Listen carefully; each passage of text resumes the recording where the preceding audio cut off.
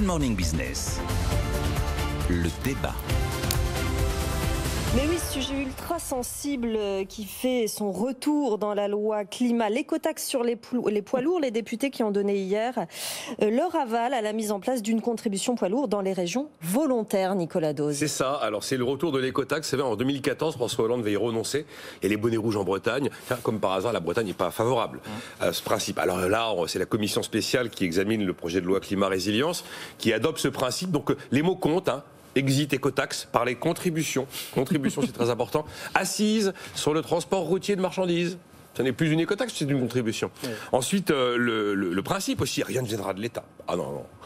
On ne va pas s'en prendre à Emmanuel Macron. Donc, tout viendra des régions. Vous avez l'Île-de-France, Alsace, Nouvelle-Aquitaine, Occitanie, qui sont plutôt favorables à ce principe. Et puis l'objectif, on va pousser les moyens de transport les moins émetteurs de gaz à effet de serre, donc le ferroviaire et le fluvial. Mais c'est toujours la même chose, cette histoire. De toute façon, plus c'est vert, plus c'est cher. Vous prenez à peu près toute la panoplie de ce qui peut nous entourer comme mesure, vous allez voir systématiquement derrière cette mesure, vous appelez ça une taxe, une contribution, du pouvoir d'achat en moins. Systématiquement, ça va coûter de l'argent. Donc la taxe carbone aux frontières, on sait qu'un jour, le consommateur en subira les conséquences. Là, on parle de l'écotaxe pour les poids lourds. Il y a aussi la taxe, la fin de l'avantage fiscal sur le gazole routier. Oui. La fin de l'avantage fiscal, c'est comme si vous montiez un impôt. Enterré ce week-end. C'est à peu près la même chose. Oui, mais tout ça est dans l'air. Vous avez le nouveau diagnostic de performance énergétique pour les bâtiments avec le bilan carbone qui va s'imposer à côté du bilan purement énergétique, consommation d'électricité. Oui, mais derrière, ça imposera de faire des travaux. Pareil pour l'obligation de rénover une passoire thermique si on veut la louer. Là. En 2028, on ne pourra plus louer les passoires thermiques les moins bien notées. Qu'est-ce que c'est ? C'est du pouvoir d'achat, c'est l'obligation de réaliser. Alors oui, on va dire que ça fait de la croissance, ça va faire travailler des artisans. Ok. Vous avez aussi l'obligation pour tous les foyers, alors je ne sais plus quelle date, 2024 ou un peu plus tard, de renoncer à la chaudière à gaz. Oui.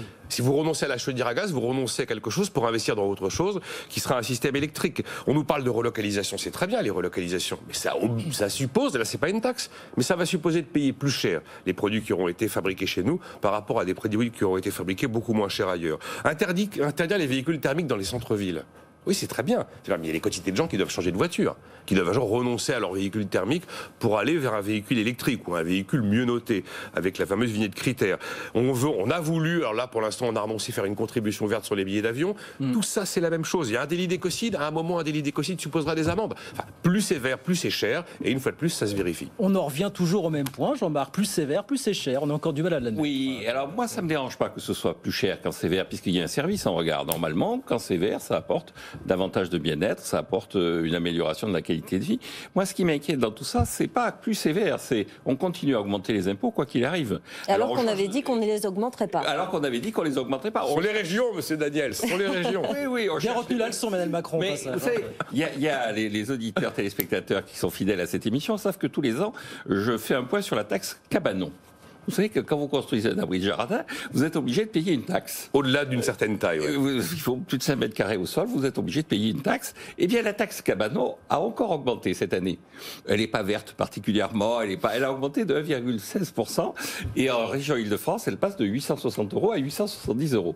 Les fumeurs, je ne sais pas si c'est une bonne ou une mauvaise chose, mais les fumeurs n'ont jamais autant rapporté à l'État. Et donc, ça veut dire que concrètement, les impôts sur le tabac ont continué à augmenter. Donc, vous avez un discours qui est un discours que je trouve légitime, qui consiste à dire il va falloir faire un effort pour défendre et pour préserver la planète. Et puis vous avez une réalité qui est une réalité où on cogne par tous les moyens possibles et imaginables en trouvant que le prétexte vert est un prétexte qui est relativement facile à vendre sur le plan politique.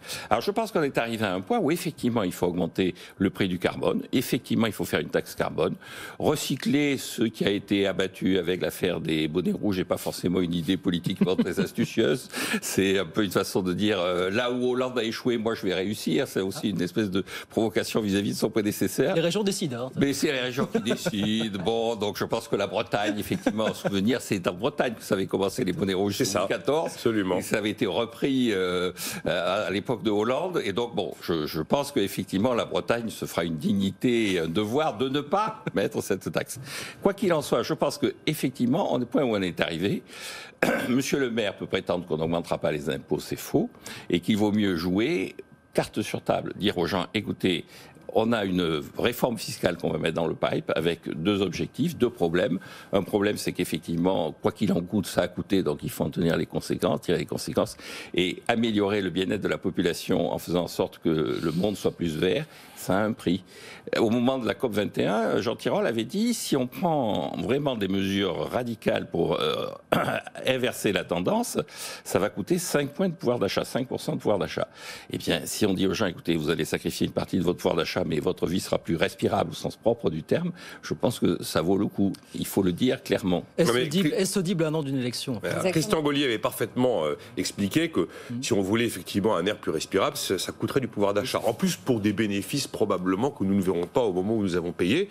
Mais c'est vrai que la promesse du zéro impôt est quand même dure à tenir. Ne serait-ce que la CRDS, qui devait disparaître avec la dette sociale en 2024, a déjà vu sa durée de vie prolongée jusqu'en 2033. Et celle-là, c'est pas une taxe très pointue qui va toucher un minimum de la population. C'est une taxe totalement globale. N'empêche pas Bruno Le Maire de nous répéter tous les 4 matins qu'il n'y aura pas de hausse d'impôt. Mais après, voilà.